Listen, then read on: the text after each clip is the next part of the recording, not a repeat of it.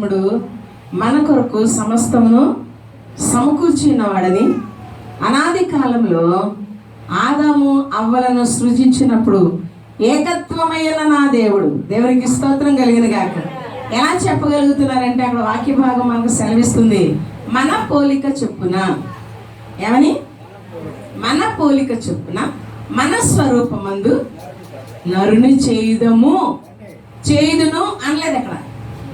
ఏకత్వమైన పరిశుద్ధాత్ముడు, ఏకత్వమైన కుమారుడు, ఏకత్వమైన ఆది కాలంలో ఉన్న ఓం అన్న నా తండ్రి, ఆదిలో ఉన్న నా తండ్రి పలుకుచున్న మాట ఏంటంటే, మన పోలిక చొప్పున మన స్వరూపమందు ఎవరిని చేద్దాం?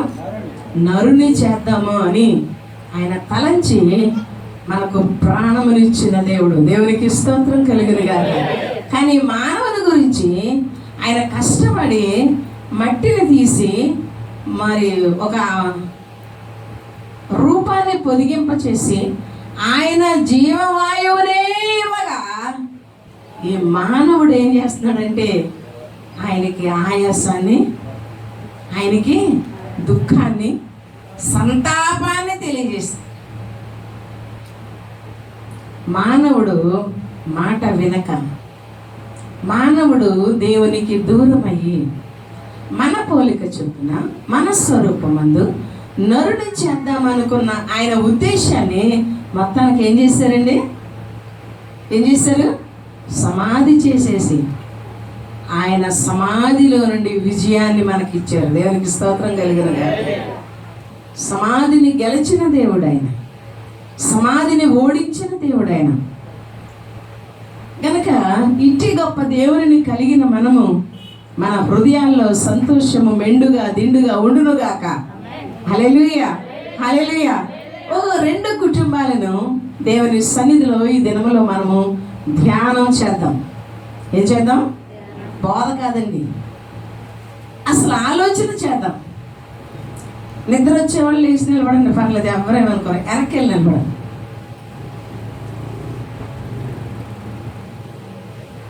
రెండు కుటుంబాలను, నలుగురు వ్యక్తులను మీ ముందు ఉంచడానికి పరిశుద్ధాత్ముడు ఇది నాన్న ప్రేరేపించడం ద్వారా మీ మధ్యలో నేను నిలబడి ఉన్నాను. దేవునికి స్తోత్రం కలిగిన గాక. హల్లెలూయా, హల్లెలూయా. చదివిన లేఖన భాగంలో ఎంతమంది కనబడుతున్నారు? మనకి ఎంతమంది కనబడుతున్నారు? మీరు దేవుని మాట వైపు చూడాలి, వాడిని వదిలేయండి. దేవుని మాట వైపు చూడాలి, నా వైపు కూడా కాదు. దేవుని శబ్దాన్ని వినాలి. మనం దేవుడు మనకిచ్చే మాట వైపు మన దృష్టి నిలపాలి. నీ వినికిడే ఆయన వైపు ఉండాలి, నీ దృష్టి మహిమ తేజస్సుడైన దేవుని వైపు ఉండాలి. దేవునికి స్తోత్రం కలిగిన గాక. మా ఉంటే ఒక అర్ధగంట ఉంటుంది, ఆ అర్ధగంట దీక్షతో దేవుని మాట వైపు మనం చూద్దాము. దేవునికి మహిమ కలుగును గాక. హల్లెలూయా. చదివిన లేఖన భాగంలో ఇద్దరు వ్యక్తులు బాహాటంగా కనబడుతున్నారు. ముగ్గురు వ్యక్తులు ఆత్మస్వరూపులై కనబడుతున్నారు. ఆ ఇద్దరు శరీర రీతిగా కనబడుతున్న వ్యక్తులు ఎవరండి? అబ్రాము, శారా. మరి కనబడని ఇంకో ముగ్గురు వ్యక్తులు ఎవరు చెప్పాలి? ముందు చెప్పాను నేను ఒక మాట, మన స్వరూపమందు మన పోలిక చొప్పున. ఇప్పుడు వాళ్ళు ఎంతమంది కదా? ఇప్పుడు ఎంతమంది వచ్చారు అబ్రాము దగ్గరికి? త్రిత్వమై ఉన్న దేవుడు, దేవునికి స్తోత్రం కలిగిన గాక. నిన్ను ఆశీర్వదించడానికి, నిన్ను బలపరచడానికి, నిన్ను ఆదరించడానికి, నిన్ను సంరక్షించడానికి ఆయన మన దగ్గరికి వచ్చిన దేవుడు. హల్లెలూయా.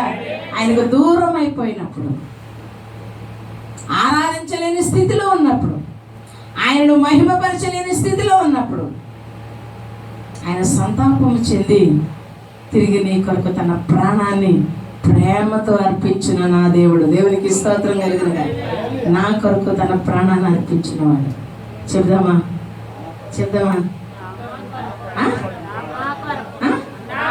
ఉమ్మడి ఎట్టకండి. భక్తి జీవితము ఉమ్మడి కాదండి. భక్తి జీవితము నీ కడుపుకు ఆకలేస్తుందా? ఎవరు తినాలి? మీ ఆవిడ తినాలా? పిల్లలు తినాలా? పిల్లల ఆకలి గురించి మనం తినేద్దాం. ఎందుకంటే గిన్నెలో ఇక్కడికి పని ఉండదు కదా, తీరుద్దా? ఎవరి భక్తి జీవితము ఎవరికి ఆకలి వేస్తే వారు తింటే వారి కడుపు నిండుద్దో, అమ్మ చంగెట్టుకుని వెళ్ళిపోతానంటే అవదు, నాన్న చొక్కా పట్టుకుని వెళ్ళిపోతానంటే అవదు, నా భార్య ప్రార్థన చేస్తుంది వెళ్ళిపోతానంటే అవ్వదండి. హల్లెలూయా, హల్లెలూయా, హల్లెలూయా. ఇద్దరు వ్యక్తులతో త్రిత్వమైన దేవుడు మాట్లాడుతున్న మాటలు దేవునికి మహిమ కలుగును గాక. హల్లెలూయా. అయితే ఈ మాటలు పలకడానికి ఈ అబ్రాహాము గారు మరి మొట్టమొదటిగా ఒక మాట పలుకుతున్నారు. దేవునికి స్తోత్రం కలుగును గాక. హల్లెలూయా. ఏ వృక్షం దగ్గర కూర్చున్నారండి? చెప్పాలా? సరళ వృక్షం అనేది ఏ వృక్షం అండి? ఏ వృక్షం? సింధూర వృక్షము క్రింద. ఆ ప్రాంతం ఏ ప్రాంతం? మమ్రే. క్వశ్చన్ అడిగితే చెప్పాలా? ఎప్పుడైనా అడిగితే ఇలా నోరు ఆడించుకుని చూడడం కాదు, తెలియాలి మనకి. మమ్రే దగ్గర ఉన్న సింధూర వనములో అబ్రాము ఎండవేళ గుడారపు ద్వారమందు కూర్చుని ఉన్నప్పుడు ఎవరు కనపడ్డాడట? ఎవరు కనపడ్డారు? అసలు గుర్తించగలమా ఆయన మన దగ్గర ఉన్నాడని? ఆయన మనతో ఉన్నాడని గుర్తించగలమా? మనతో ఉన్నాడు అని మనం గుర్తిస్తే నిర్లక్ష్యం మనలో ఉండదండి. ఆయన మనతో ఉన్నాడని మనము గుర్తిస్తే చీకటికి తావు లేదండి. ఆయన మనతో ఉన్నాడని మనము గుర్తిస్తే చెప్పండి బాబు అందరూ మంచివాళ్ళనండి బాబు అంటారండి. అసూయ మన దగ్గర ఉండదండి. హల్లెలూయా, హల్లెలూయా, హల్లెలూయా. మమ్రే దగ్గర సింధూర వనములో ఆయన అలసట తీర్చుకుంటున్నాడేమో పాపం ఎండవేళ. మనం అంటాం అలసిపోయామండి, రాలేమండి. ఏంటి? సంఘానికి ఒక మాట తెలియజేస్తాను, ప్రార్థించే మరి వారికి ఒక మాట చెప్తున్నాను. మనం ఎక్కడికన్నా ప్రార్థనకు వెళ్ళాలంటే ప్లాన్ ముందుగానే వేసుకోవాలి. చీకటి అయిపోయింది, రాలేను, తీసుకెళ్ళే వాళ్ళు ఎవరు లేరు, రాలేను, నాకు కుదరదు బాబోయ్ నేను రాలేనంటే ప్రార్థించే వారికి తగదు. నిన్ను అంతవరకు తీసుకుని వచ్చానంటే దేవుని మహాకృప, దేవునికి స్తోత్రం కలుగును గాక. నీకు ఆధిక్యత దేవుడు ఇచ్చాడంటే దాన్ని కాపాడుకోవాలి మనం. హల్లెలూయా. ఎక్కడికైనా వెళ్ళాలంటే సమయానికంటే ముందుగానే ప్లాన్ చేసుకుని ఫలానా టైంకి ఫలానాగా వెళ్ళాలి ప్లాన్ చేసుకోమా? ఆటో మాట్లాడుకుంటాం, డ్రైవర్ మాట్లాడుకోవాలి. ఒరే బాబు నీకు ఖాళీగా ఉందా, నీకు ఖాళీగా ఉందా, వీళ్ళు ఎవరికి ఖాళీ లేకపోతే నేను డ్రైవర్ని ఎందుకోవాలి? ఆ ఇబ్బందే పడదంటున్నాను. పక్కకుండు లేకపోతే ఎదరికన్నా ఉండు, ఎదరికొచ్చి నిన్ను చూసి నాకు ఇబ్బంది. హల్లెలూయా, హల్లెలూయా. గనక మమ్రే దగ్గర ఉన్న సింధూర వనములో ఎండవేళకు విశ్రాంతి తీసుకున్న ఆయనతో ప్రభువు దగ్గరికి వచ్చి మాట్లాడబోతున్నాడు. అప్పుడు అబ్రాహాం గారు ఏం మాట్లాడుతున్నాడు చూడండి. అతడు కన్నులెత్తి చూసినప్పుడు ముగ్గురు మనుషులు అతని ఎదుట నిలబడి ఉండిరి. అతడు వారిని చూచి గుడారపు వాకిట గబగబా బయటికి వచ్చి, సేవకులతో కొంతమంది ఇంట్లో నుంచి బయటికి రారండి, అక్కడ టీవీ కట్టాలి. ఏం కట్టాలి ముందు? చూస్తున్నాను కొన్ని గృహాలు తొందరగా గేట్ తీరండి, వచ్చిదరా వస్తాడులే, గేట్ కొడతాడులే, ఏంటి గేట్ కొడతాడులే, అప్పుడు వెళ్ళొచ్చు. ఈ లోపు ఏం చేసుకోవాలి మనం? పనులు చక్కబెట్టుకోవాలి. నేను మాకు ఇంటికి ప్రార్థన చేయడానికి ఇచ్చారండి, వెళ్ళాను. వెళ్తే అమ్మాయి ఏం సౌండ్ పెట్టారండి టీవీకి, గేట్ కొడతాను వాళ్ళకి వినబెట్టలేదు.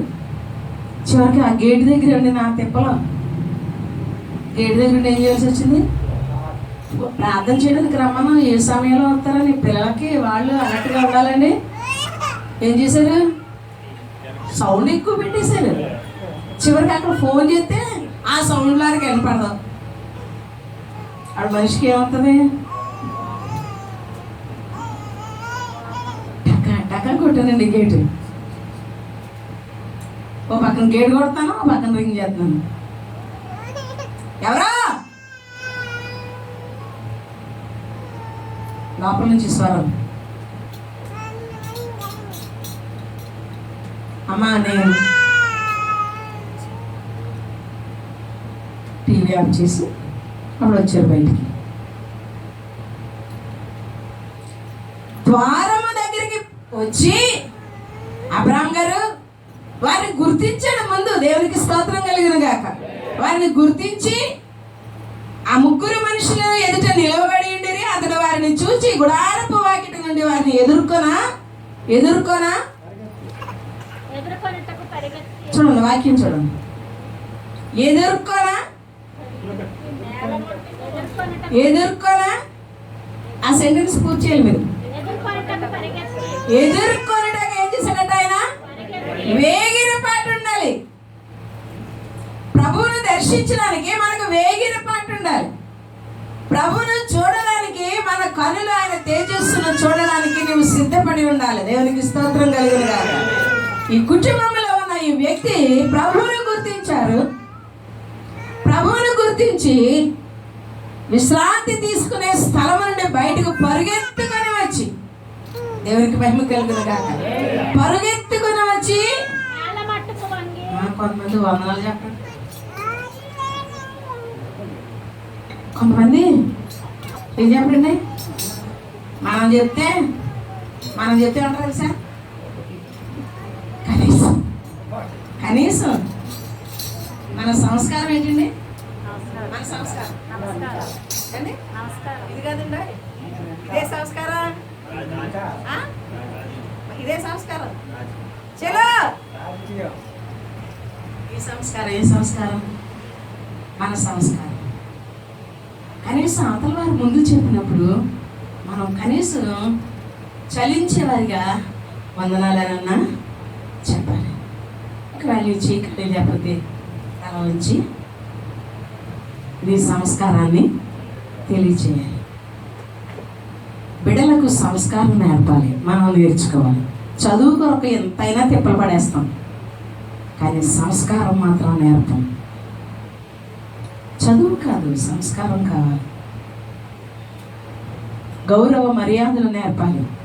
అబ్రాహాంకి ఎవరు నేర్పారో తెలియదు, కానీ లోపల నుండి పరిగెత్తుకుని వచ్చి నేల మట్టుకు వంగి అంటాడు. అక్కడ ఆ మాట చదవండి. ప్రభువా, నీ కటాక్షము నా మీద ఉన్న ఎడలా. అక్కడ ఒక మాట అంటున్నాడు, చూడండి, చదవండి ఆ మాట. నీ కటాక్షము నా మీద ఉన్న ఎడలా ఇప్పుడు నీ ఎదురుగా ఉన్నానయ్యా. నా పరిస్థితి చూస్తున్నావయ్యా. నా లోటు నీకు తెలుసయ్యా. నా జీవన విధానము నీకు తెలుసయ్యా. నువ్వు రమ్మంటే వచ్చేసానయ్యా. నా బంధువులందరూ దూరంగా ఉన్నారయ్యా. ఇప్పుడు నీవే ఎవరు? నీవు దేవుని చిత్తంలో నీవు గనక నడిస్తే ఒంటరి వారే. ఎవరండి? ఎవ్వరు నీకు తోడు రాదు, ఎవ్వరు నీకు మాట సహాయం చేయరు. నువ్వు నీ దేవుడు. అందుకు గనక మనం నిలవబడితేనండి అబ్రాహాము విశ్వాసులకు తండ్రి అయిపోయింది. నీ కుటుంబాన్ని ప్రభు కొరకు సంపాదిస్తాం, నీ భర్తను ప్రభు కొరకు సంపాదిస్తాం, నీ బిడ్డలను ప్రభు కొరకు సంపాదిస్తాం, నీ గ్రామాన్నే సంపాదించేసుకుంటావు. దేవునికి స్తోత్రం కలిగిన గాక. హల్లెలూయా. అబ్రాహాం గారు నిలబడిపోయి అంటున్నాడు, అయ్యా అయ్యా అయ్యా నన్ను చూద్దామా ప్రభువా, ఈ దినం నుండి నేను నిన్ను గుర్తిస్తాను, నీ దగ్గరికి పరిగెత్తుకుని వస్తాను, విధేయతతో నీ వైపు చూస్తాను, నన్ను దాటిపోకయ్యని చెప్పగలవా? చెప్పుదమ్మా. ఆయన దాటిపోకుండా నీ వైపు చూస్తే నీకు ఆశీర్వాదం. ఆయన దాటిపోకుండా నీ వైపు చూస్తే నువ్వు ఎత్తైన స్థలంలో ఉంటావు. ఆయన నిన్ను దాటిపోకుండా ఉంటే కనుక నీ స్థితి ఖజూరపు వృక్షము వలె మొవ్వు వేసి చిగురిస్తుంది. దేవునికి స్తోత్రం కలుగుతుంది. హల్లెలూయా అంటున్నాడు, ప్రభువా నన్ను దాటిపోకయ్యా. హల్లెలూయా హల్లెలూయా. ఈ కుటుంబము దేవునికి లోబడిన కుటుంబమై, దేవునికి విధేయత చూపించిన కుటుంబమై, దేవుని రాకడను గుర్తించినదే ఆయన అంటున్నాడు, నన్ను దాటిపోకయ్యా. చెబుదామా? యేసయ్యా, నా పరిస్థితులు నేను ఈ రీతిగా అనుభవిస్తున్నాను, నా స్థితిగతులు ఈ రీతిగా ఉన్నాయి, నా పరిస్థితి ఈ రీతిగా ఉంది, ఇబ్బందిలో ఉన్నాను, ఇరుకులో ఉన్నాను, శ్రమలో ఉన్నాను, శోధనలో ఉన్నాను, విధేయత లేని బిడల మధ్యలో ఉన్నాను, విధేయత లేని భర్త మధ్యలో ఉన్నాను, లోబడనాలని భార్య దగ్గర ఉన్నాను, నన్ను దాటిపోకయ్యా అని చెప్పగలవా? మార్పు లేని నా కుటుంబంలో నేను ఒక్కడినే ఉన్నానయ్యా, నేను ఒక్కడే ఉన్నాను, నన్ను దాటిపోక చెప్పగలమా? నన్ను దాటిపో. ఒక్కసారి నోటితో పలుకుదామా? నీకుంద ఏదుందో నీవు ఆయనను గుర్తిస్తే, ఇది నాన్న విడుదలించు దేవుడని గుర్తిస్తే, కటాక్షించు దేవుడని గుర్తిస్తే, ఆయన నీ ఎదుట ఉన్నాడని నువ్వు గుర్తిస్తే, ఆయన నీతో ఉన్నాడని నువ్వు తెలుసుకుంటే, నన్ను దాటిపోకయ్యా. హల్లెలూయా, హల్లెలూయా. దాటిపోతే నువ్వు వెళ్ళవలసిన గమ్యం నువ్వు చేరలేదు. హల్లెలూయా. ఆయన దాటిపోతే దేవుని దగ్గర నుంచి ఏది ఆశిస్తున్నామో అది మనకి దొరకదు. అందుకని చెబుదామా? యేసయ్యా, అదే ఎక్కడ ఉన్నారు మీరు? ఒక్కసారి నోటితో పలుకుదామా? యేసయ్యా, నన్ను దాటిపోక, ఇంతవరకు నిన్ను గుర్తించలేకపోయాను, ఇదిగో ఈ దినాన్ని అబ్రాహామును బట్టి నేను విచారణ చేయించున్నాను, అబ్రాహామును బట్టి నేను ధ్యానిస్తున్నాను, నన్ను దాటిపోకయ్యా. హల్లెలూయా. దాటిపోలేదండి. ఆయన బ్రతిమాలగా దేవుడు దాటిపోలేదు. దేవునికి స్తోత్రం కలుగును గాక. హల్లెలూయా, హల్లెలూయా. దాటిపోని దేవుడు ఆయన ఆ మాట సెలవిచ్చి వారు ఉండడానికి ఎలాంటి ప్రయాస పడుతున్నారో చూడండి. అమ్మయ్య, ఎప్పుడు వెళ్ళిపోతారా నాయన? ఎండ ఉడుకొచ్చేస్తుంది ఇప్పుడు ఉండాలంటే. అదే మాటలు చెప్పండి. ఎప్పుడు వెళ్ళిపోతారా బాబు? కొంతమంది ఇంటికి నేను వెళ్తే వాళ్ళకి ఎంత ఇబ్బందో, సేవకులు వెళ్ళి కూర్చుంటే కొంతమందికి ఎంత ఇబ్బందో. ఊరకే వెళ్ళరండి సేవకులు. మనం ఒక్కడమే కాదండి సేవకులకి, బయట ఇంకా చాలా కుటుంబాలు ఉంటాయి, చాలా పరిచర్య ఉంటుంది. మనం ఒక్కడమే కాదు. సేవకులు వెళ్తే కొంతమంది ఇంటికి వాళ్ళకి ఎంత ఇబ్బంది. ఎప్పుడు వెళ్ళిపోతారా ఏంటి? ఎప్పుడు వెళ్ళిపోతారా బాబు? ఎప్పుడు స్వేచ్ఛగా ఉంటుందిరా బాబు ఇంట్లోనూ? ఎప్పుడు వెళ్ళిపోతారు? మొన్నే కదా వచ్చారు, మళ్ళీ వచ్చారు ఇటు అని అంటారు యజమానులకి. ఎందుకని? మొన్న ఒక ఆవిడంటాను చేతిలో కనుకెట్టి సేవకులు ఉంటే పంపించకూడదంట. అయితే భోజనం కూడా పెట్టాను. ఊరకనే పంపించకూడదంట. దాటిపోవద్దన్నాడు.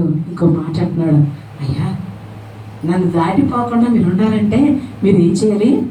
కొంచెం చదువు, వెనక వచ్చి నన్ను చదువు. నీళ్ళు కడుగుకోవడానికి, కాళ్ళు కడుగుకోవడానికి కొంచెం నీళ్లు నేను తెస్తాను, మీరు ఏం చేయండి? అలసట తీర్చుకోండి. దేవునికి స్తోత్రం కలిగింది కాదు. ఎండవేళ, ఏ వేళ? ఎండవేళ. ఎండవేళ వచ్చినప్పుడు ఏ మర్యాద చేయాలో ఆ మర్యాదకు ఆయన ఇంటి దగ్గర లేడండి. ఎక్కడున్నాడు? వనంలో ఉన్నాడు, సింధూర వనంలో ఉన్నాడు. అంటే ఇంటికి దూరంగానే ఉన్నాడు. ఆయన అంటున్నాడు అక్కడ మాట, కొంచెం ఆహారం తెచ్చిదును, మీ ప్రాణములను బలపరుచుకునుడి, తర్వాత మీరు వెళ్ళవచ్చును. ఏం చేయవచ్చును? తర్వాత మీరు, అంటే దాటిపోకుండా ఉండడానికి, అక్కడ పరిస్థితిని వారు గమనించడానికి, వారి స్థితిగతులు ఆయనకు చెప్పుకోవడానికి, దేవుడే నా దగ్గరికి వచ్చాడని ఆయన గమనించి, దేవునికి స్తోత్రం కలిగిన గాక. రాత్రి ఒక ఆవిడ ప్రార్థన చేస్తుంది, ప్రభువా నీ సేవకురాలు అడుగు పెట్టిన స్థలంలో మీరు ఉండండి. హల్లెలూయా. ఆ మాట పలకగానే ఒళ్ళు జల్లరించింది నాకు. మనం అడుగు పెట్టామంటే స్థలము దీవించబడాలి. మనం అడుగు పెట్టామంటే సమస్య పారిపోవును గాక. అడుగు పెట్టామంటే సమస్య తీర్చబడిన గాక. నీ బట్టి శక్తిమంతురాలుగా, శక్తిమంతుడుగా దేవుడిని గుర్తిస్తే, హల్లెలూయా, సమస్యను తీర్చే దేవుడు నా దేవుడు, లోటును సవరించే దేవుడు నా దేవుడు, ఆశీర్వాదాలను ఇచ్చే దేవుడు నా దేవుడు. దేవునికి స్తోత్రం కలుగును గాక. ఇందు నిమిత్తము నీ దాసుని యొద్దకు వచ్చి తీరా. నేను ఎంత కాన్ఫిడెన్స్ తో పలుకుతున్నాడు చూడండి ఆయన మాట. ఏమంటున్నాడు ఆయన? చదువుతారన్నమాట. ఇందు నిమిత్తమే కదా, అండర్లైన్ చేసుకున్నాను అన్నమాట. ఇందు నిమిత్తమే కదా నీ దాసుని యొద్దకు వచ్చి తీరా నేను అనగానే వారు ఇచ్చే రిప్లై చూడండి. వారు నువ్వు చెప్పినట్లు చేయమనగా.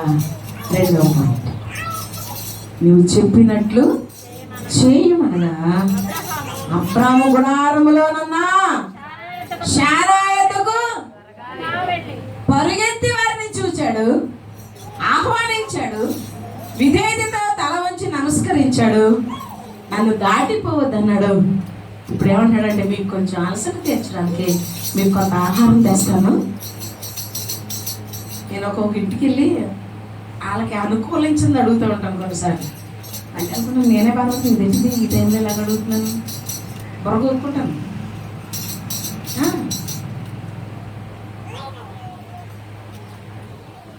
కొంతమందికి ఫోన్ చేసి ఏం చెప్తుంది సార్, సండే అంతే. మీ వరకు రాలేదేమో కదా, ఇంటికి వచ్చి చెప్పేది మాత్రం తెలుసుకుంటాను. ఫోన్ చేసి చెప్తాను పెండ్ అంతే. దేవునికి మహిమ కలుగును గాక. హల్లెలూయా హల్లెలూయా. వాళ్ళు తర్వాత చెప్పే సాక్ష్యాలు గొప్పవండి. దేవునికి మహిమ కలుగును గాక. మరి అవతల వారికి చెప్పినప్పుడు నేనేం చేయాలి? నేను కూడా చేయాలి కదా. చేయలేదు కదా, చేయించుకోవడం వరకునేనా? చేయించుకోవడం వరకునేనా? మరి ఏం చేయాలి? మనం ఏం చేయాలి? చెయ్యాలి. ఇక్కడ చేస్తున్నాడు చూడండి. అబ్రాము గుడారములో ఉన్న శారా యొద్దకు త్వరగా వెళ్ళి ఆమెకు చెప్తున్నాడు చూడండి, నీవు త్వరపడి 3 మానికలు అంటే ఎంతండి? మానికలు లెక్క తెలిసిన వాళ్ళు ఎవరు ఉన్నారంట? 3 కేజీలట. 3 కేజీలునామా? 3 కేజీలు. ఇప్పుడు మన ఇంట్లో పిండి వేసుకోవడానికి ఏం చేస్తాం? చపాతీ ఎవరు చేస్తాను చూసుకోండి. ఏమేమి చేస్తాను? ఇడ్లీ సులువు ఉంటుంది వేసేస్తాను. నాకు ఇంకా సులువు దోశ, ఎందుకంటే గిన్నెలు కడగాలి కదా. నాకు ఇంకా సులువు ఏంటంటే దోశ. ఒకే రేక్ మీద 16 దోశలు వేసేయచ్చు. ఇంటిలో పాతికి సరిపడే దోశలు కడిగే ఎన్ని అట్లోసా అంటే ఇవి నవ్వుకోవడానికి కదండి, ఆలోచన చేద్దాం. 3 మానికల పిండి మెత్తని పిండి తెచ్చి పిసికి రొట్టెలు చేయమని చెప్పాను. వీళ్ళు కూర్చున్నాడా? మన మగవాళ్ళు ఆర్డర్ ఇచ్చేస్తారు కానీ కదలరు, భార్యకు సహాయం చేయరు. మన ఆంధ్ర మగవాళ్ళు మేసం తిప్పి మెలేసి కూర్చుంటారు, నిమ్మకాయ నిలబడకపోయినా సరే కూర్చుంటారు అలాగా. కానీ అబ్రాము మార్గాన్ని చూపించిన తండ్రిగా ఇక్కడ మనకు కనబడుతూ ఉన్నాడు. ఆయన అంటాడు, త్వరగా నువ్వు దాన్ని చెయ్యమ్మా. 3 మానికలు పిండి తీసి నువ్వేం చేయాలా? రొట్టె చేయాలని చెప్పి అబ్రాము పశువుల మందకు ఇక్కడ మళ్ళీ ఇంకోటి చేస్తున్నాడు, పరుగెత్తి. ఉండమన్నాం కదా, ఉంటారులే, చేద్దాంలే. కొంతమందికి ఎంత దేమాయో. భోజనానికి పిలిచాం కదా, మనం పెట్టి వరకు కూర్చుంటాడు అంతే. సేవకుడు ఏం చేస్తాడు? పిలిచాం కదా, కూర్చుంటాడు అంతే. పొరపాటు ఉంటుంది కొంతమందికి. ఇంకో కొంతమంది అంటారు పెట్టేయమంటారండి. ఎంతమందిని చూస్తామో ఇలాంటి పెట్టేయమంటారండి, తినేస్తారండి, కాసేపు ఉంటారండి. టైం చూసుకుని మాస్టర్ గారిని భోంచేసేయండి అని పెట్టరు. కొంతమంది చుట్టాలను అంటారు ఇలాగా, అన్నం పెట్టినా అంటారు. అక్కడ తిరుగుతారు.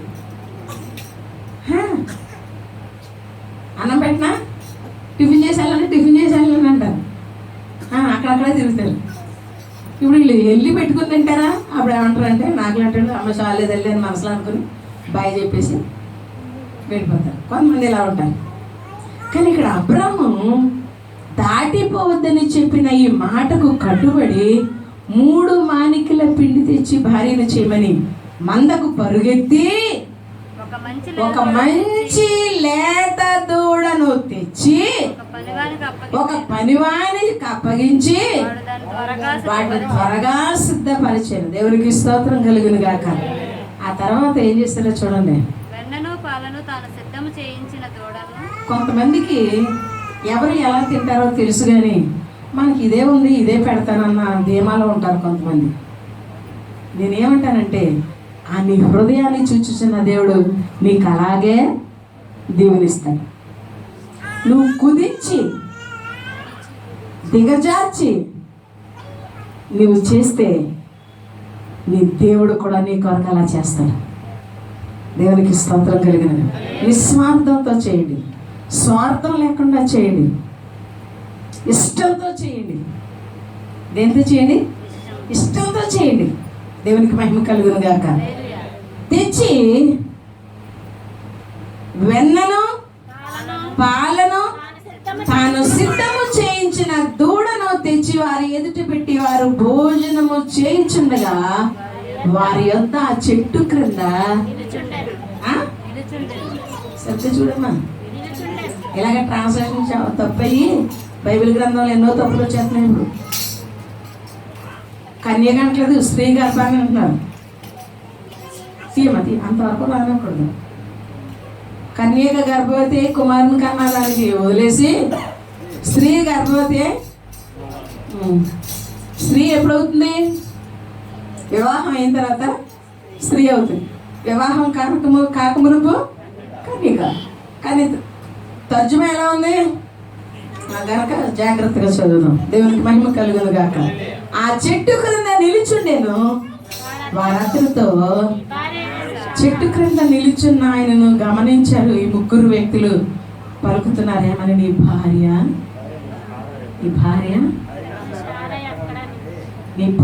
ఎందుకంటే ఆయనకు ఉన్నారు.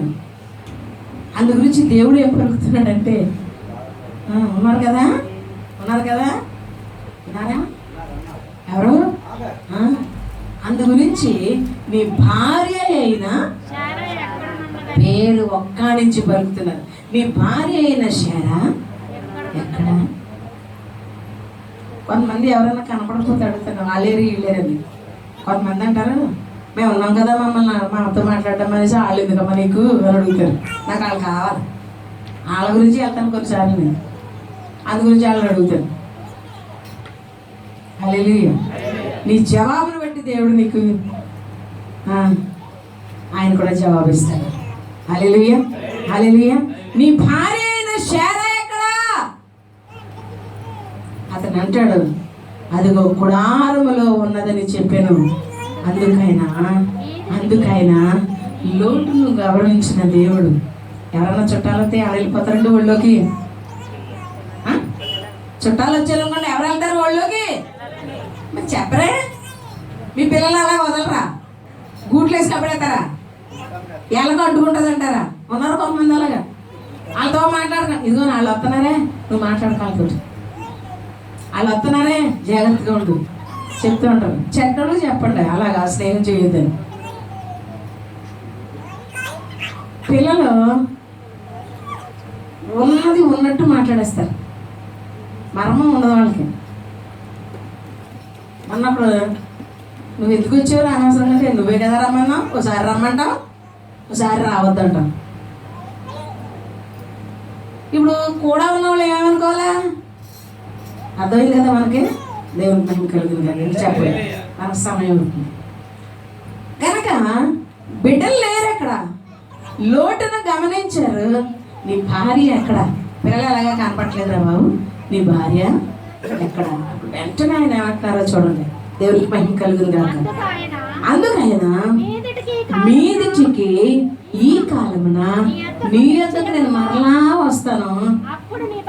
అప్పుడు నీ భార్య అయిన శారాకు ఒక కుమారుడు కలుగును. దేవునికి స్తోత్రం కలిగిన గాక. దేవుని కొరకు ఇచ్చిన ఆ గొప్ప త్యాగము, దేవునికి వారిద్దరూ ఏకీభవించి చేసిన ఈ పని. కొంత పిండి దాచుకోలేదండి శారమ్మ గారు. కొంత పిండి ఈ 3 మానికల పిండి ఎక్కడ చేయలేరా బాబు? కొంతమంది మగవాళ్ళు అందరిలోనూ ఉన్నది. ఇది పాలు ఉన్నాయో లేదో చూడరు,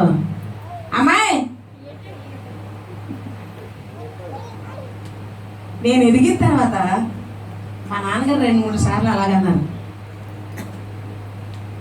మా అమ్మ కాలు తొక్కేసుకుంటారు. ఇంతకీ ఎవరు తీసుకొచ్చారు అనుకుంటున్నారా? దొంగోళ్ళని తీసుకొచ్చి వాళ్ళకి భోజనం పెట్టమని వారు. వాళ్ళకి వండేటలు, మళ్ళీ వాళ్ళకి స్నానాలకి వాటికి అన్నీ ఆయనకి దొంగోడికి బేడీలు వేసుకునేవారు. ఇది ఎక్కడ కర్మరా బాబు అని మా అమ్మ మేము ఎదిగిన తర్వాత వాడికి స్నానం చేయించి, వాడికి బట్టలు తొడిగి, వాడికి కడుపు నిండా అన్నం పెట్టి కూర్చోబెట్టి చెప్పారు, ఓరే ఈ దొంగతనం చేయడానికి గోడ దూకావు కదరా, ఈ దొంగతనం చేయడానికి చీకట్లు వెళ్తే అయ్యి గుచ్చిపోయారు కదరా, అయ్యి గుచ్చిపోతే ఊరుకున్నావా, ఇక్కడికి వచ్చిన తర్వాత మా వాళ్ళు చేసేది చేస్తారు కదరా, కష్టపడుతున్నావు కదరా, అదేదో పగలు చక్కగా 8 గంటలు ఎక్కడన్నా జాబ్ చేసుకోరా, ఏ గేదెలన్నా పెంచుకోరా, ఏ కొట్టన్నా పెట్టుకోరా, ఇలా చెప్పేవారు మా నాన్నగారు. మా అమ్మ వెనకాల నుంచి వాళ్ళు వింటారా వెనకాల మా అమ్మ ఒకవేళ ఆయన దృష్టిలో అలాగా చూసినప్పుడు పడింది అనుకోండి, వాళ్ళ గురించి ప్రార్థన చేయమ్మా రత్నమ్మ, వాళ్ళ గురించి ప్రార్థన చేయ. ఏకీభవించరు కొంతమంది.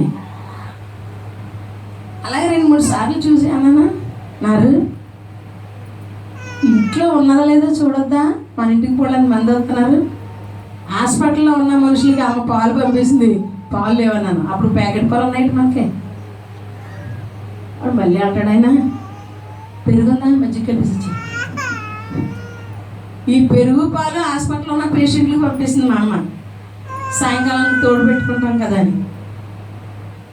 ఇప్పుడు భర్త పెట్టమన్నాడు, భార్య ఏం చేస్తుంది, చేతులు ఊపేస్తుంది.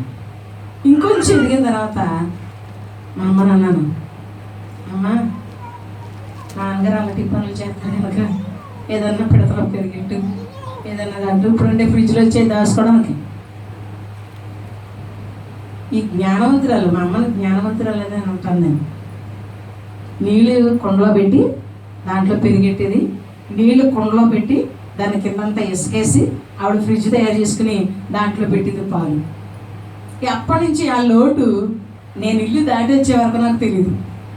కొంతమంది పురుషులు అలా చెప్పినప్పుడు జ్ఞానంగా సమాధానం చెప్పరు, వెళ్ళిపోయిన తర్వాత కొట్లాట ఇంట్లో చెప్పుకోవాలి. నేను అలాగే కొట్లాడేశాను మా నాన్నగారిని. ఆ వెనక మా అమ్మ తర్వాత నుండి జ్ఞానంగా తన పనితనం కుటుంబాన్ని దిద్దుకుంది. ఇక్కడ కొంచెం దాచుకోలేదండి, 3 మానికల పిండి చేసింది, పరిగెత్తుకొని వచ్చి తెచ్చిన ఆ దూడను కూడా పనివారు కూడా తీసుకోకుండా, కొంతమందికి ఏదైనా పని అప్పించాడు మనకి వెళ్ళడానికి. వాక్యం మన కొరకు పుట్టినే వ్రాయబడలేదండి. యుగ సమాప్తి ఎందు బుద్ధి కలగడానికి దేవుని మాట మన కొరకు గ్రంథంలో వ్రాయబడింది. మనుష్యుడు స్వాభావికముగా పుట్టే మూఢత చిన్ననాటి నుంచే ఉంటుందట.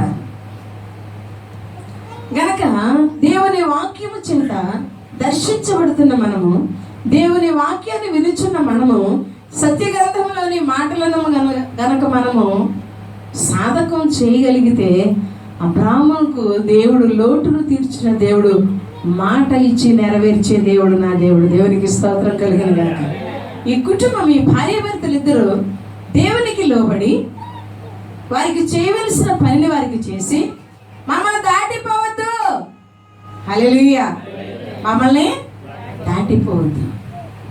ఈ కుటుంబము ఈ దినాన్న ఆశీర్వదించబడిన కుటుంబముగా మన ముందు ఉన్నారు అబ్రాము శారాలు. దేవునికి స్తోత్రం కలుగును గాక.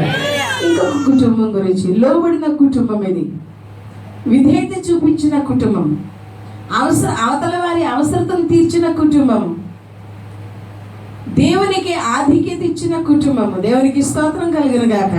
ఈ కుటుంబము ఆశీర్వదించే కుటుంబముగా ఉంటే, దేవుని సన్నిధిలో ఇంకొక కుటుంబాన్ని మనం చూసుకున్నాం. అపోస్తుల కార్యములు 5వ అధ్యాయము 1వ వచనం నుండి కొన్ని వచనాలు మనము చూడగలిగితే, దేవుని వాక్యంలోని ఈ 2 కుటుంబాలను మనము చూసుకొని, నీ కుటుంబము ఏ కుటుంబములా ఉండాలి, నీ కుటుంబము దేవునికి ఎలా ఉండాలి, కానీ మనం ఏం చేస్తామంటే లెక్కలేని మార్లు విసిగించేస్తాం. పాడదాం ఆచారము. లెక్కలేని మార్లు నువ్వు పడిపోయినప్పుడల్లా దిక్కుండదు, నీకు పడిపోతావు, ఆశీర్వాదం ఉండదు, సడుగుతావు, దీవెన ఉండదు, సాకు చెప్తావు, ఆ సాకులు ఇట్టేస్తాడు దేవుడు. నేను చెప్తాను కదా నేను అప్పుడప్పుడు. దేవుని విషయంలో నువ్వు సాకు చెప్పావా, ఆ సాకులోనే నీ బ్రతికెట్టేస్తాడు, నలిగిపోతావు. ఖచ్చితం ఈ మాట. హల్లెలూయా. మొన్నే మాట చెప్తాను నేను, లైవ్ వెళ్తున్నాను సరే, మన మాట చెప్తాను. ఏమ్మా రాలేదంటే ఊరికే పని ఉండదు, పని ఉందమ్మా. ఏముందమ్మా? అదేమ్మా రాలేదంటే కుదరట్లేదంటారు. కుదరకుండా దేవుడు చేస్తే అప్పుడు కుదిరించుకుని వస్తారు దేవుడి దగ్గరికి. సాకు బాగాలేదనో, పని ఉందనో, కుదరలేదనో, ఒంట్లో చాలాసార్లు మాట చెప్తాను కదా, ఒంట్లో బాగాలేదని నువ్వు సాకు చెప్పావా? చెప్పండి. అది ఎప్పుడు అనలేదా నేను? ఆ ఒంటిలో బాగోలేని స్థితిలో నలిగిపోతాం. లేలియా, ఒంట్లో బాగలేని స్థితిలో నలిగిపోతాం. చెప్పదు సాకు, ఉన్నది ఉన్నట్టు చెప్పు. ఉన్నది ఉన్నట్టు నిన్ను దేవుడు చూస్తున్నాడు, నీ హృదయాన్ని నువ్వు ఆయన వైపు చూచి మాట్లాడు. మనుషులకు దాగగలము కానీ దేవునికి, అందు గురించి అబ్రహాము అంటాడు దాటిపోదంటాడు. ఇంకొక కుటుంబం చూడదాం. అపోస్తల కార్యములు. అపోస్తలుడు పరిశుద్ధాత్మ చేత నడిపింపబడుతూ త్రిత్వమైన దేవుడు సంచరించే ఈ దినాలలో అపోస్తలులు మరి దేవుని పని జరిగిస్తూ ఉన్నప్పుడు ఒక కుటుంబం ఇక్కడ మనకి కనబడుతుంది. ఆ పై వచనాన్ని చదువుదాం. అపోస్తల కార్యాలు 5వ అధ్యాయంలో కుప్రా అనే ప్రాంతం గురించి చూడండి.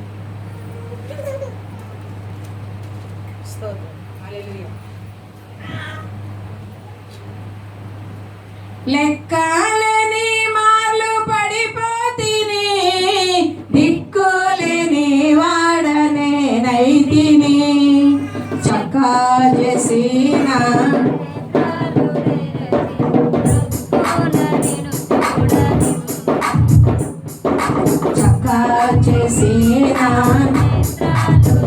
ఈ నేత్రాలు కదండి, దీర్ఘంగా చాలా చూస్తాం మనం. కన్ను ఆర్పకుండా చూస్తాం, ఇటు అటు కదలకుండా చూస్తాం.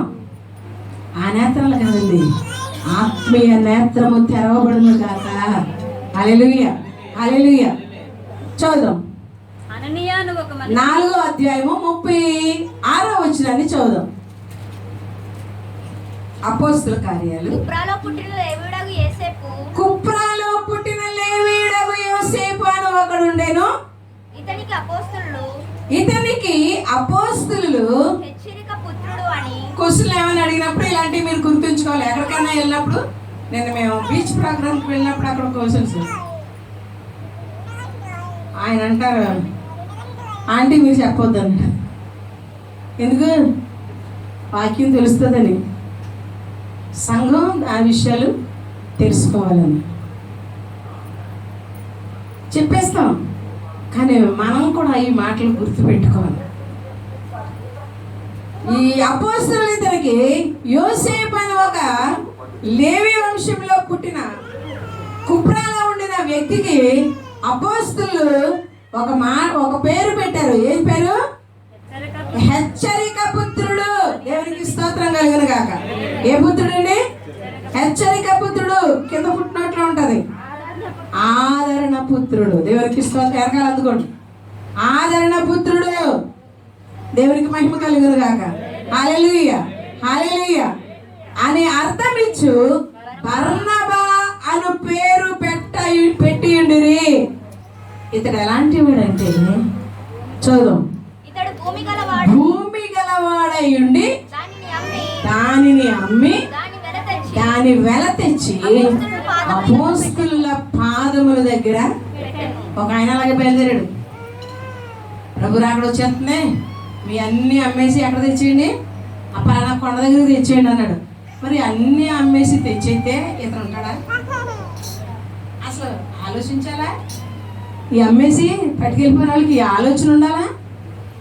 ఏం చెప్తే అది వినేడేనా? వాక్యం దేవుడు మనతో మాట్లాడుతున్నప్పుడు ఆ వాక్యం గ్రంథంలో ఉన్నదో లేదో కూడా మనం విశ్లేషించాలి. అన్నీ నమ్మేయకూడదు, దుర్బోధలు ఉంటాయి, అన్నీ నమ్మకూడదు. మనం వాక్యాన్ని చూసుకోవాలి. మనం వాక్యం ఏది చెప్తుందో దాన్ని చెయ్యాలి. దేవుని మాట ఏది ఉందో అది చెయ్యాలి. దేవునికి స్తోత్రం కలిగింది కాక. ఆయన మాట మనలను ఏం చేస్తుంది? బ్రతికిస్తుంది, నిత్య జీవానికి తీసుకొని పోతుంది. దేవునికి స్తోత్రం కలిగిన గనుక ఈ అపోస్తలులు ఒక హెచ్చరిక పుత్రుడుగా, ఆదరణ పుత్రుడుగా గమనించిన ఈ బర్నబా ఆస్తి గలవాడట. ఏం గలవాడు అంటే దేవుని కంటే నాకు ఎక్కువేది ఆస్తి లేదు అని గ్రహించిన ఈ వ్యక్తి తన ఆస్తిని అమ్మి ఎక్కడ పెట్టాడట? అపోస్తలుల పాదముల దగ్గర పెట్టాడట.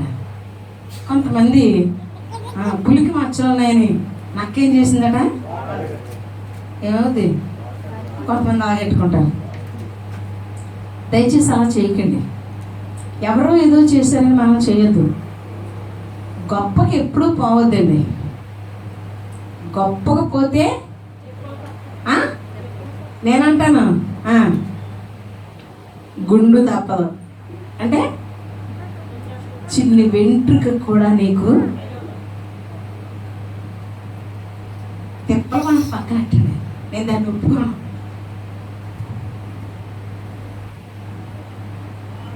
కదా, గొప్పకి వెళ్ళొద్దండి, గొప్పకి వెళ్ళొద్దు. అసలు మన స్థితి ఏదో దాన్ని గమనించుకొని మనం ముందుకు వెళ్ళాలి. దేవునికి స్తోత్రం కలిగిన గాక. హల్లెలూయా. అయితే ఇక్కడ దేవుని ఆత్మచేత నడిపింపబడి దేవుని సన్నిధిలో అపోస్తలులతో తిరుగుచు వారు ఏం చేశారంటే, ఈ ధనవంతుడైన ఆదరణ పుత్రుడైన బర్నబా తన ఆస్తి నమ్మి పాదముల దగ్గర, అపోస్తలుల పాదముల దగ్గర పెడితే ఒక కుటుంబం ఇలాగనుకుందంట. చూద్దారు, ఇప్పుడు సహాయం చేయండి. ఆతిథ్యం ఇచ్చారు ఏకీభవించి. దేవునికి స్తోత్రం కలిగింది కాక. ఇక్కడ ఈ కుటుంబము ఏకీభవించి తన ఆస్తిని దేవునికి ఇచ్చేయాలని తీర్మానం చేసుకున్నది ఈ కుటుంబం. హల్లెలూయా. ఇక్కడ చాలా గమనించి నువ్వు నీ కుటుంబము ఏ రీతిగా ఉండాలో నిన్ను నువ్వే ప్రశ్నించుకొని ఈ స్థలం నుంచి వెళ్ళవలసిందిగా పరిశుద్ధాత్మడు దేవుడు మనతో మాట్లాడుచున్నాడు. దేవునికి స్తోత్రం కలుగును గాక. ఈ కుటుంబము కూడా ఏకీభవించింది. వారి పేర్లు అననీయ, సప్పేరా. కొంతమంది ప్రార్థన చేస్తారు, ప్రభువా మా కుటుంబము అననీయ, సప్పేరా అంటే నేను అనుకుంటున్నాను అలా అనగానే ఈ అననీయ, సప్పేరాల గురించి వారికి తెలియదేమో అనుకుంటాను నేను. అననీయ, సప్పేరాలనే ఈ భార్యాభర్తలు ఇద్దరు ఏకీభవించి వారికి ఉన్న పొలాన్ని అమ్మేశారు. అమ్మేసి ఎక్కడ పెట్టాలి ఇప్పుడు? ఆదరణ పుత్రుడు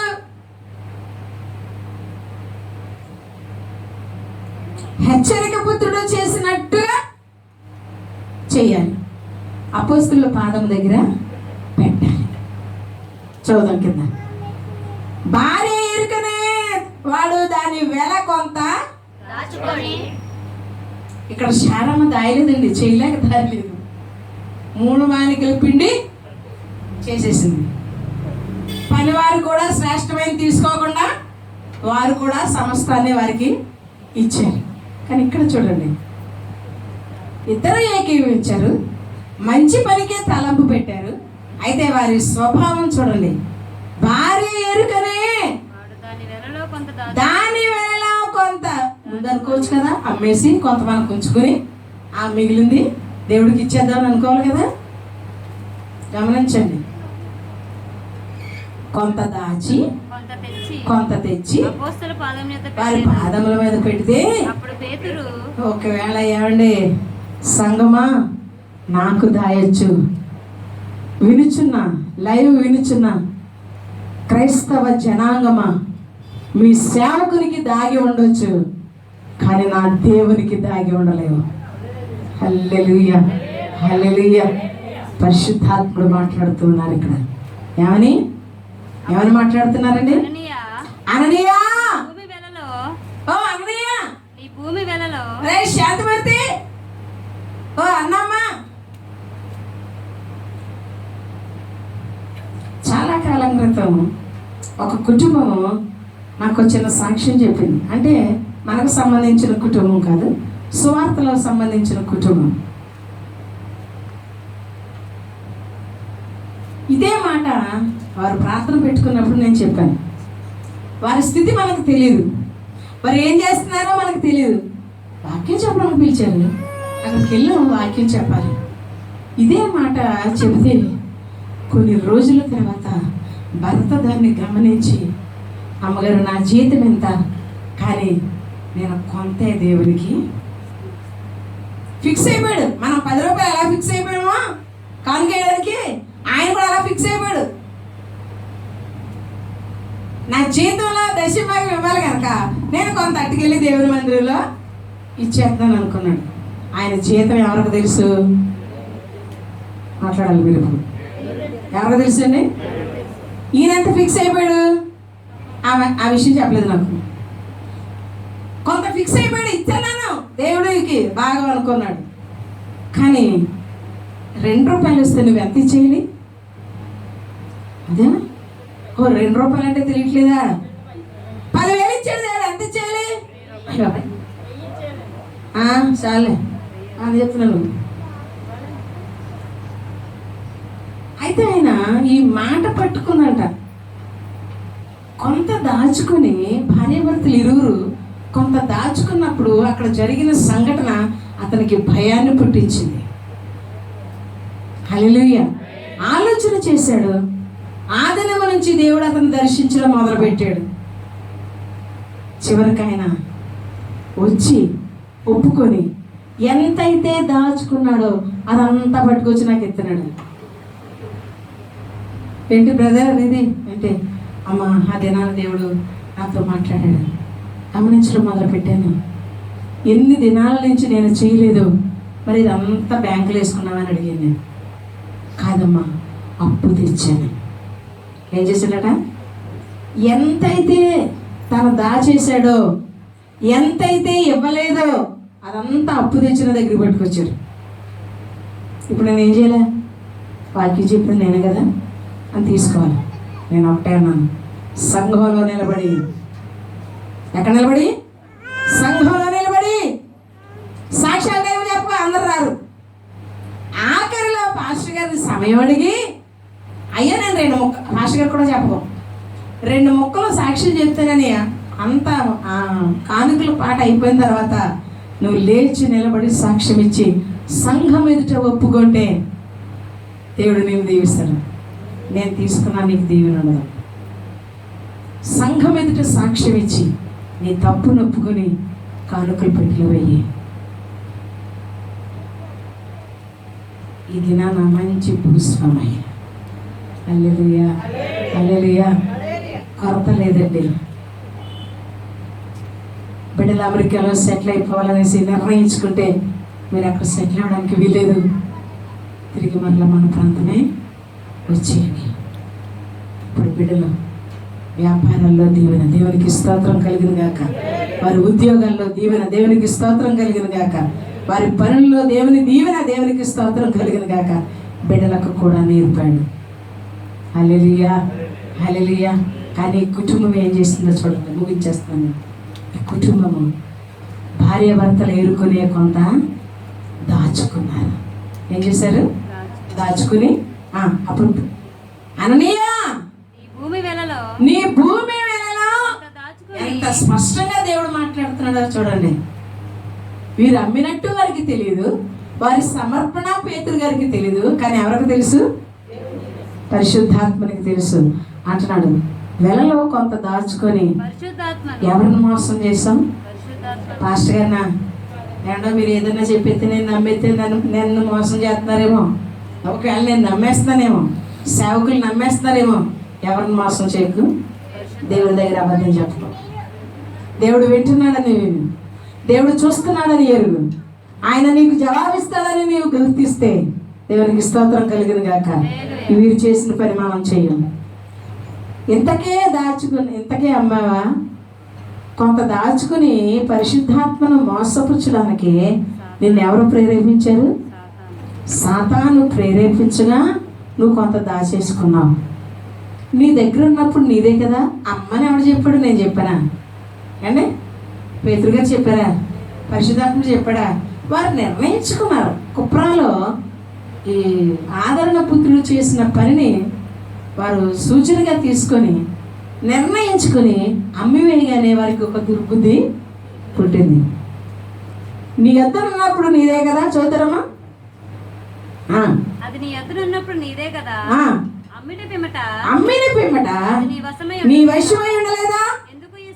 ఎందుకు ఈ సంగతి నీ హృదయంలో ఉద్దేశించుకున్నావు?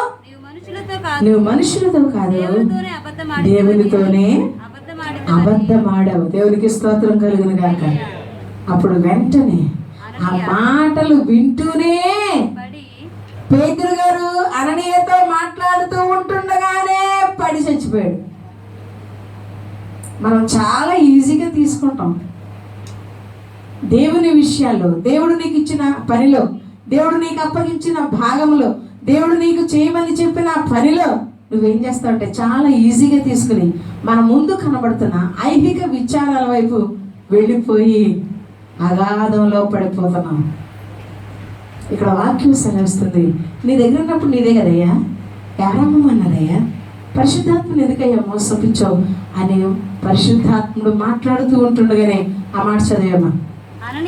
అననీయ ఈ మాటలు వినుచునే పడి ప్రాణము విడువగా మిగిలిన వారందరికీ ఏం పుట్టింది? భయం కలిగింది. చాలమ్మా. ఇప్పుడు చనిపోయిన ఏం చేయాలా?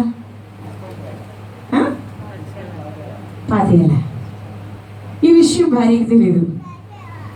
ఇంకా రావట్లేదు అన్నయ్య, సప్పేరా వెళ్ళింది. అప్పుడు సప్పేరాని పరిశుద్ధాత్మని అడుగుతున్నారు. చదువుదాం మాట. మీరు ఆ భూమి ఎంతకే అమ్మారా? ఆమెను అడిగాను. అందుకు ఆమె ఇద్దరు ఏకీవించారండి. భార్యాభర్తలు ఇరువురు. ఇగో నేను ఎలాగంటాను అలా చెప్పా, లేకపోతే ఎలా చేస్తాను, నువ్వు కానీ చెప్పమనుకో పొగ్గలో పొడి చేస్తానంటాడు ఆడదా మగోడిని. పొగ్గలో పొడి చేస్తానంటారు. చెప్పనా? ఒక్కొక్క మగవాళ్ళు కడుపులో దాచుకోలేరు, చెప్పేస్తారు. కానీ వెనకాల ఉన్న ఇళ్ళల్లో ఏం చేస్తాం చెప్పండి? చెప్పమంటే ఊరుకోమంటారు. ఇద్దరు ఏకీవించేస్తారు. ఇక్కడ చెడుకి ఏకీవించారండి, అక్కడ ఆశీర్వాదానికి ఏకీవించారు. ఆమె చెప్తుంది అవును ఇంతకే. అప్పుడు పరిశుద్ధాత్మలు ఏం పలుకుతున్నారో చూడండి. ప్రభు యొక్క ఆత్మను శోధించుటకు మీరు ఎందుకు ఏకీభవించారు? ఇచ్చి శోధించు. ఆకాశము వాకిండ్లు విప్పుతారు, కానీ మరణమును కోరుకోవడానికి ఎందుకు మీరు ఏకీభవించారు అని పలుకుతున్నప్పుడు, ఇదిగో నీ పెనిమిటిని పాతి పెట్టి వచ్చిన పాదములు అందు గురించి నిన్ను కూడా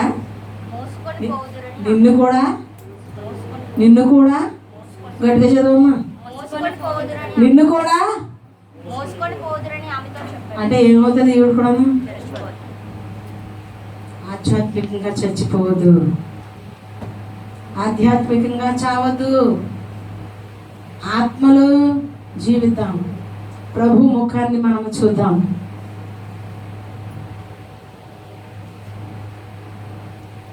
లోకాశలకు పోవద్దు. ఆఖరి వచనం పాడదామా?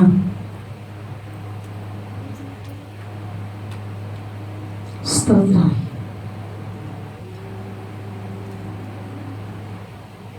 ఎన్నోసార్లు పడిపోయి, ఎన్నోసార్లు దేవునికి దూరమైపోయి, శరీర ఇచ్చకు లోబడి కన్నులు పీకి వేయగా అప్పుడు అడుగుతున్నాడు, ఏమని అడుగుతున్నాడు?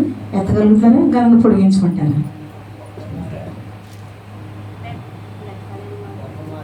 ప్రభు యేసున రక్షక పాటలో ఆఖరి చరణంలో 2వ మాట పాడదాం. అప్పుడు అంటే కనులు పీకివేయగా, గజ స్తంభానికి కట్టివేయగా అప్పుడు అడుగుతున్నాడు, యేసయ్య ఒక్క అవకాశం. బలాఢ్యుడండి, యుద్ధశాలి అండి. స్తోత్రం కలుగును గాక.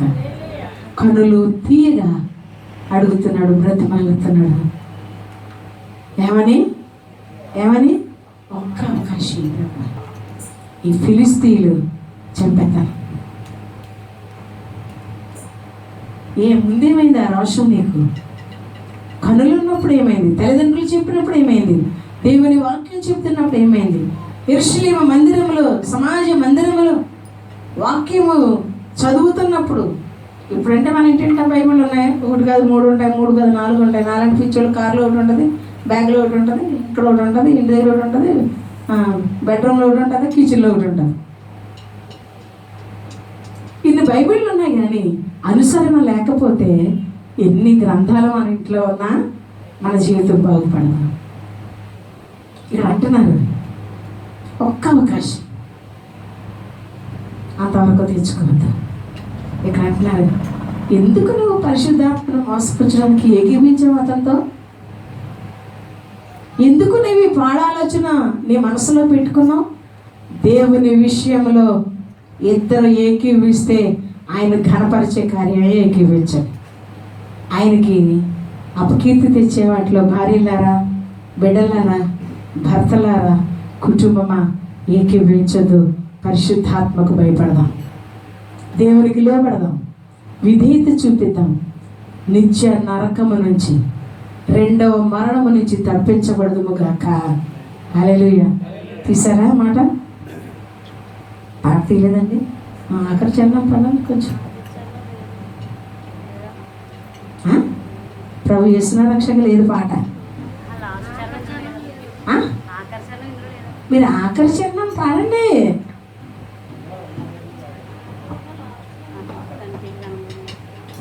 కంటికి కనబడని వెన్నెయో, చెవికి వినబడని వెన్నెయో, కంటికి కనబడని వెన్నెయో, చెవికి వినబడని